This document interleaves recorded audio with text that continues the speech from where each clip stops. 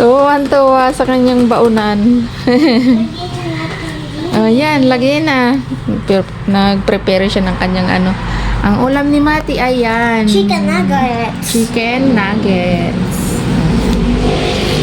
Hindi na, puro pala makulay ang iyong ano. Pati lalagyan nga pala ng baunan ay ano, pink din. Si Barbie. Si Barbie. Chicken.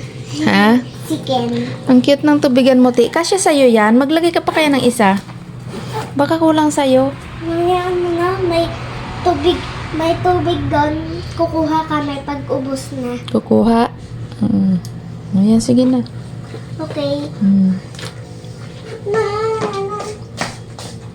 Tubig, medyas. Nga, may medyas pa, oh. Ang ganda. Lakad-lakad mo nga. Yan. Tuwan-tuwa yan sa kanya. Tita Elsie, gamit ko na po yung binili ko. Yan. Thank you po. Ang cute. Ang ganda. Tubig, medyas. Babay na. Bye. Nasaan na sa Tila? Di ko alam. Wala. Siguro late na yun. Katagal naman ni ate.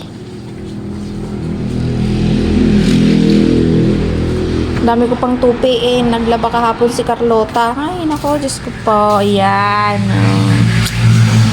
Ang aking tupiin na naman. Ako naman maiiwan dito sa bahay at magliligpit-ligpit. Si Ate Tota? Ha? Si ate mo tuta, hindi mo naman maaano yun. Puro pink city ah. Medyas pink, bag pink. Ang ganda. Tingnan ko nga si Ate Ina.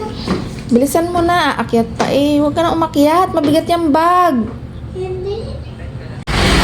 Ayos ang ating mga pormahan ha. Oh, naka ano. Naka flat shoes yan, oh. Yung mga anak mong mga maga ang pasok, mga wala pa. Terno pa kami ng suot niyan. Oh. Oh.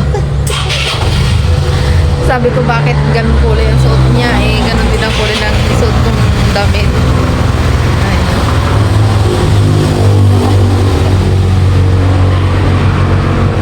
Ay, bilisan nyo na.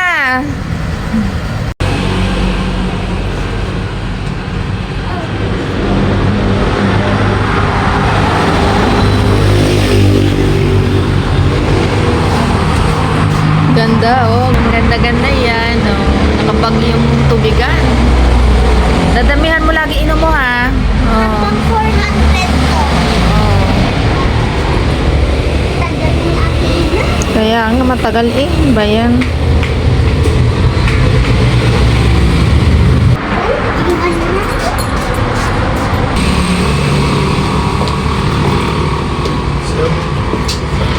Yan, late na.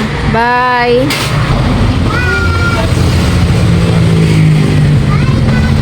Bye.